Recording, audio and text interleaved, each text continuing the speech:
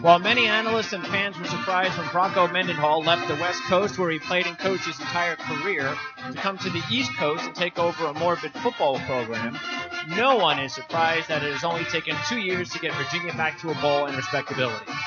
We'll find out how he's been able to accomplish this and much more as we go one-on-one with Jerry Ratcliffe, sports columnist for the Daily Progress, covering all things for Virginia football and the ACC on the OFN Meeting Room with Greg DePalma. It's November 9th, 2017. I'm Greg DePalma. Thanks for tuning in to the OFN Meeting Room as we talk Virginia football with Jerry Ratcliffe. And I'm not really quite sure if I would have pegged this conversation when the season began. I felt real good about what was going on with the program, bringing in Bronco, and thought that it was the right hire and all of that. But very happy to see that Virginia football appears to be back on track and relevant, Jerry. So thanks for taking the time to talk to us today and to find out more about how he's done it. I'm proud to be with you, Greg. Thanks for having me. Yeah, it's been kind of exciting, actually, because, I actually got to Charlottesville the same year George Welsh did in 1982 and saw that whole transformation evolve, and it was fascinating to watch, going from the sad sacks of college football to one of the most consistent winners. And, Al Groh had a few nice years, and then everything just kind of fell off the map until this year. So it's been fun. Football's starting to be relevant again here for pretty much the first time in a decade. And it's going to be interesting to see, how Bronco does this. I heard him on a radio station out in Utah yesterday, and he was talking about how he sees no ceiling here with a new president and new AD.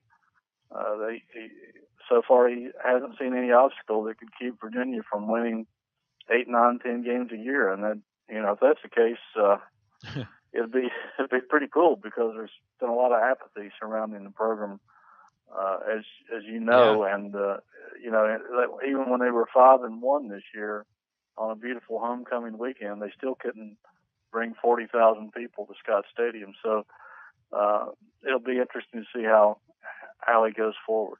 Yeah, and sometimes it takes a while, as you know, especially after all the years of disappointment. They want to see the results first. But now it's a bowl season, and so one more home game to go, and boy, that's going to be huge. No matter what they do the next couple of weeks, being bowl eligible and getting an opportunity to try to beat Virginia Tech for the first time in a while, that is where I guess we'll see the measuring stick with the attendance. Right, I believe you're correct, and I don't think anybody expected a bowl out of this team. I wrote before the season, I thought they could win 4 or 5 games, and if everything went perfect, they got all the breaks and remained healthy, they could win 6. But realistically, it didn't look like it was going to happen before things got started. All right. Well, how surprised were you about the Bronco Mendenhall situation? I mean, this is something where you would even wonder, well, first of all, who reached out to who? I mean, would this have even been the type of coach that you would actually talk to, knowing he has no ties at all, unless there's some ties that I'm unaware of on the East Coast? So how did that all get started? Greg, I was stunned. I think everybody that follows Virginia football would have to confess to being the same. I know that a couple of sources I was working with,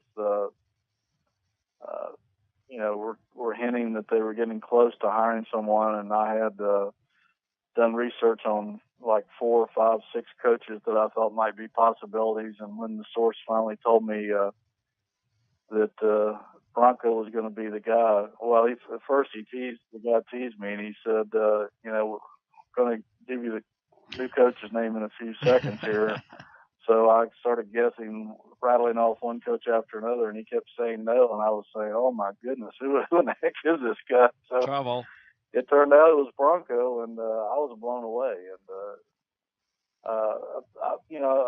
I think you have to give a lot of credit to a guy who's no longer here. He was Associate Athletic Director John Oliver, who also did all the research and brought Tony Bennett here to run the basketball program, and Brian O'Connor here to run the baseball program, and we've seen how successful those guys have been. And so if Bronco can bring the football up to that speed, Virginia have a pretty good football program. But, getting back to being the surprise, I think Bronco, from what I gather, was ready to leave by BYU for a couple of reasons. I think he was kind of frustrated that they couldn't get into a Power 5 conference and was having trouble scheduling and things of that nature. And I think the frustration grew.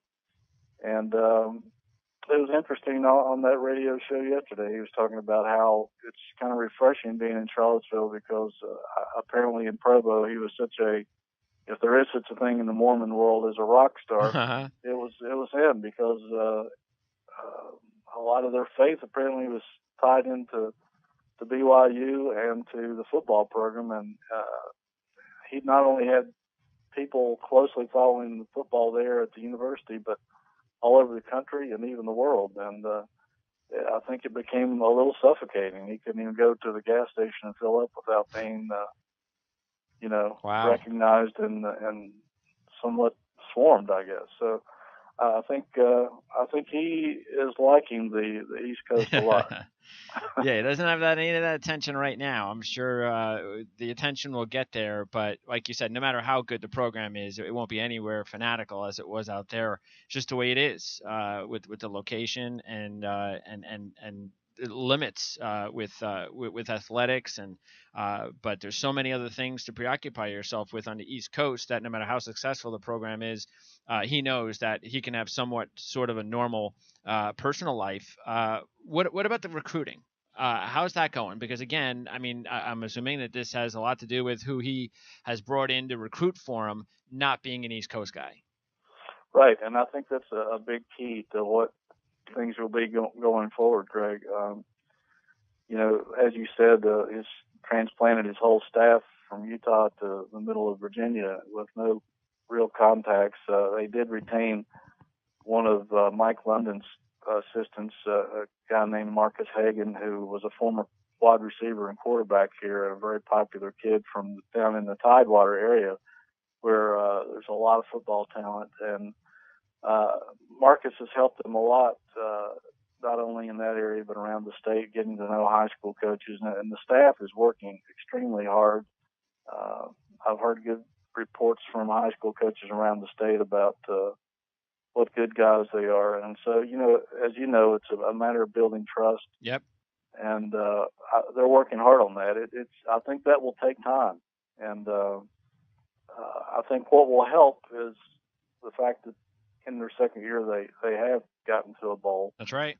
And that's sort of living proof of what they're preaching actually works. And so I think they're starting to get some attention. A lot of their recruiting in-state has not been too effective so far, but I think that's probably going to start inching towards success, as we go on. The most important position, of course, for football teams, the quarterback position. With Banker leaving at the end of this year, do they have somebody waiting in the wings, a freshman, somebody that they know is will hopefully take over for next year, or do you think they're still going to be looking for that guy? That's a very interesting situation. They brought in a kid from Woodbury Forest who was fairly highly recruited, and they wanted to redshirt him this year, but Ben Kirk really has no one behind him except that freshman. And they had to burn his red shirt a couple of games ago because Ben Kirk got a little banged up in one of the games and had to come out. And they decided to go ahead and put him in. And he played the fourth quarter, was, as you might expect, not very effective in a game where they were trailing Boston College by a lot of points. So I think his plan is to bring in one or two transfer quarterbacks in the off season. So I'm sure they're actively looking for somebody out there who wants to start immediately. And okay. I think that's what they're going to have to do. All right, and there's always going to be those guys available. I wonder what they're going to do at Virginia. I mean, they got two young, really good quarterbacks there. So will Eason want to stay there? That's and then there's so many other potential quarterbacks under the same situation. So, but winning cures all, and it definitely will also help lure in some transfers. What about Banker? Last year, best year, his completion percentage is up a little bit. He's already thrown 20 touchdown passes. Last year, 21. His interceptions are pretty much on par, a little bit better maybe at 6. He had 11 last year, which wasn't too bad. He's the 7th-rated senior quarterback prospect for Dan Chonk at our lad. So, what have you seen in Bankert this year? I've seen a lot of leadership from him, and I think this was just his second year really starting.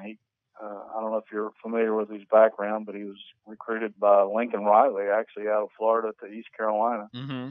And yep. I've talked to Lincoln Riley about him. He really likes the kid. He can make all the throws. I know a lot of NFL scouts have been impressed with him. He's got a really strong arm. He's a smart kid.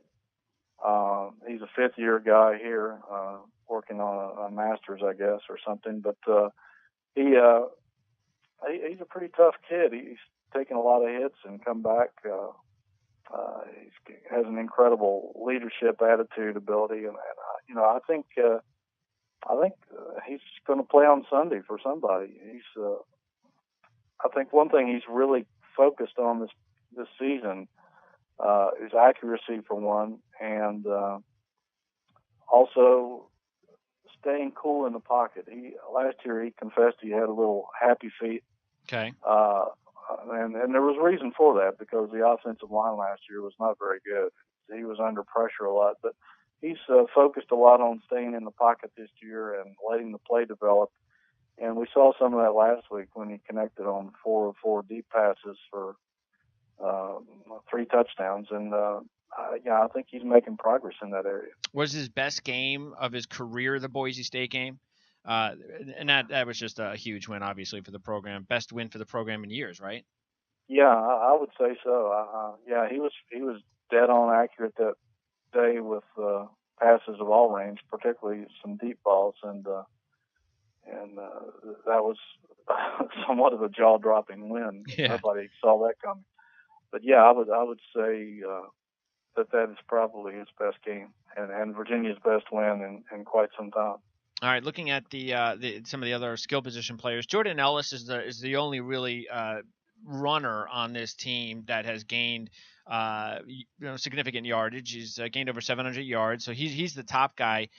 Even though you do have a running back who has gained actually 66 receptions, so they do a lot of that using a lot of the running backs, or at least this particular running back for part of the passing game. What about Ellis, and what about that tandem? Ellis is a pretty tough guy. He's been recognized for some time as the hardest working guy on the team, and he's a great role model for the others. He's kind of waited in the wings the past 2 years for Smoke Mizell, who I think is with the Ravens now, and so he's kind of waited his turn. And he's a hard runner. He seems to relish contact, and he gets stronger as the game goes on. And for this being his first year really in a starting role and getting any significant playing time, he's done a pretty good job. Okay. I think the other kid you're talking about is Zacchaeus, Olamide Zacchaeus. Yes. From Philadelphia. He's a small guy. He's 5'8", 190, and a junior. And he came here as a running back, but they were loaded at running back position, so they moved him to wide receiver. And he was pretty effective as a freshman. Then last year they were expecting to make him probably one of the biggest playmakers on the team, and he was hampered by a hamstring all year and was never really 100%.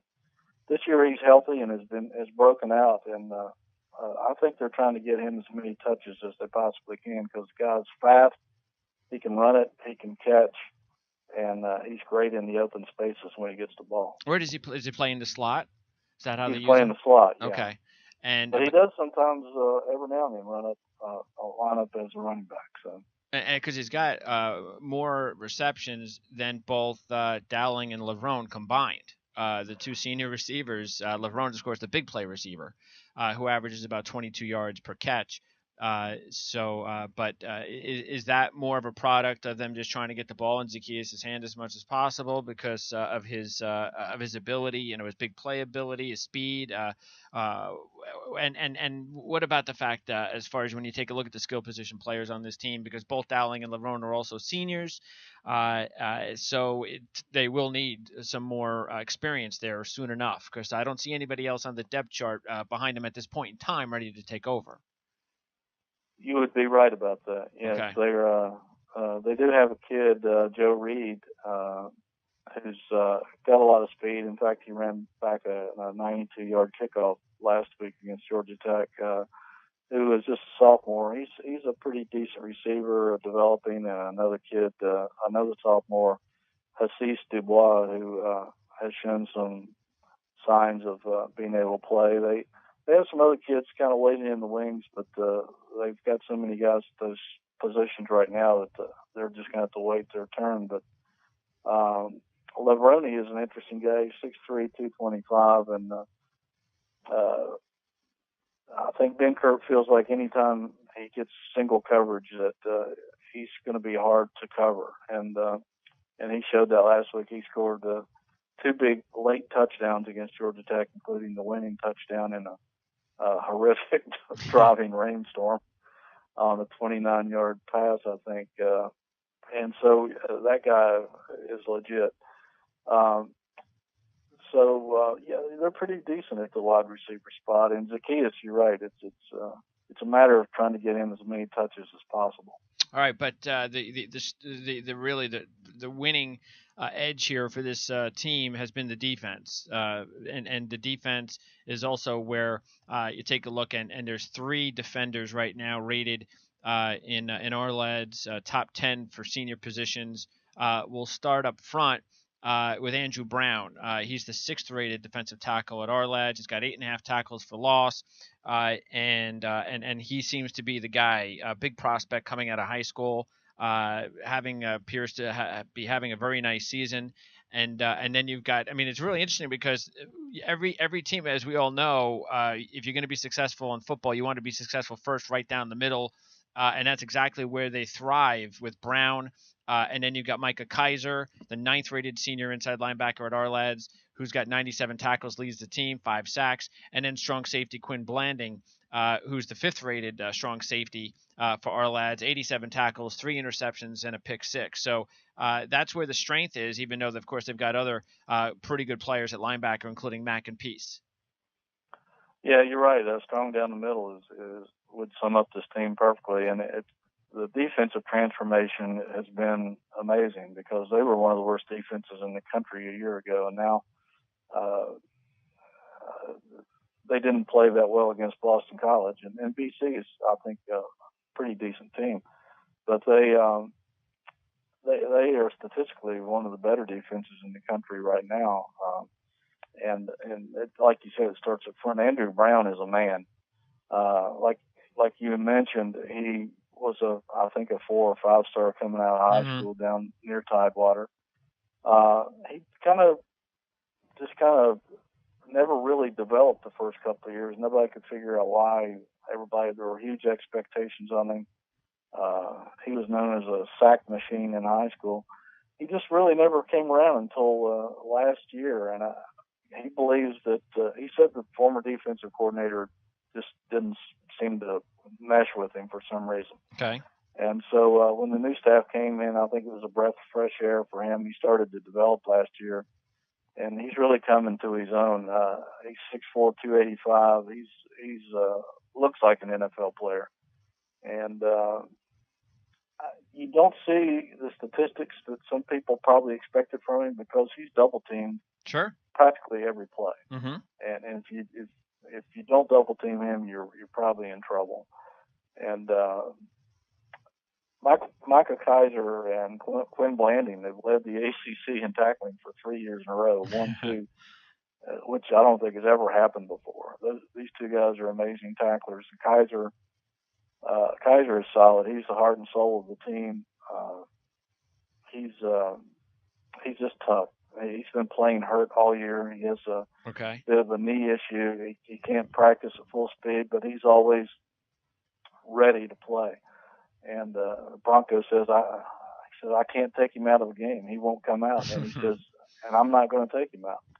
That shows you the kind of kid he is. And not only is he a great athlete, but he's a great student. He's up for all sorts of academic awards, and I think the National Football Foundation's main academic All-American award.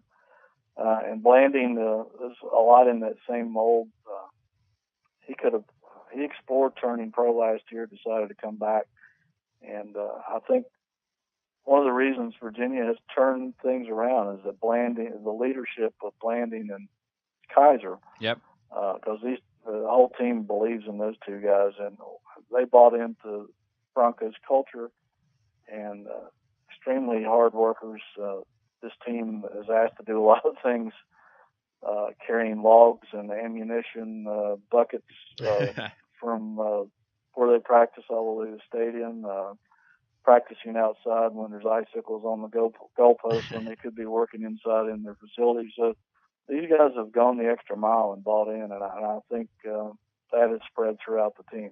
Yeah, and that's going to be important too, because they're all seniors, so they're gone, and Banker's gone. The two receivers we talked about are gone. So, do you expect a situation, or would you guess that, all depending on what kind of maybe transfers can come into the program next year, that they may take a minor step back next year with all this big time senior leadership leaving?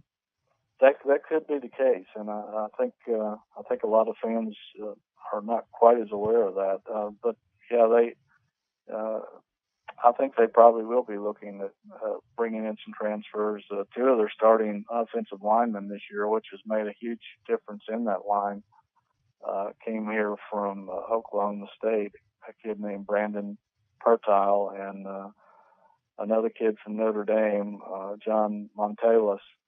And of course, Ben Curtis is a transfer. So I think they will definitely be exploring the transfer route to shore up places that they're going to lose some of these really good players. But they are developing some pretty good guys in their stead, and I think it's going to be interesting. I think if they can get the right players in next year, there might not be too dramatic a drop-off. All right. Who would you, out of those defenders, out of those three players, Kaiser, Blanding, and Brown, who do you think is going to wind up having a better pro career? Wow. It's tough to project, but I think NFL scouts really like Brown because of his size and his athletic ability. Kaiser, I think Kaiser will be okay. I think Blanding will be okay. But if I had to pinpoint one right now, I think Brown might be the guy that would have the most longevity if any of the three will make an NFL roster, which, I expect that they will. Okay. Now, the team, after becoming bowl eligible last week, they're going on the road for the next 2 weeks, and they got Miami coming up in a week, and we'll find out what happens with Miami this week. Of course, if Miami wins the game, that becomes even a bigger situation there for Virginia. But what about Louisville? Because Louisville's kind of struggled. So this hasn't been a very good year for Louisville. Expectations this week that Virginia can compete in this game? I think Virginia's pretty confident going to Louisville. They've played 3 times, I believe, since Louisville joined the ACC, and all the games have been decided by, I think, 5 points or less. I believe that's correct. Maybe one game went to 7, but they've all been tight games, whether it was here or in Louisville. And last year, when Louisville was better and Jackson was the eventual Heisman winner, he had to complete, I think, a 29-yard touchdown pass with 13 seconds left to win the game. He had to march, I think, 75 yards in the last 3 minutes to beat Virginia. They were braced to pull the upset, and Jackson pulled off some of his magic. Yeah. And, but I think the fact they've played close the past 3 years, and they knew that they hadn't beat last year, I think they're going out there with a lot of confidence.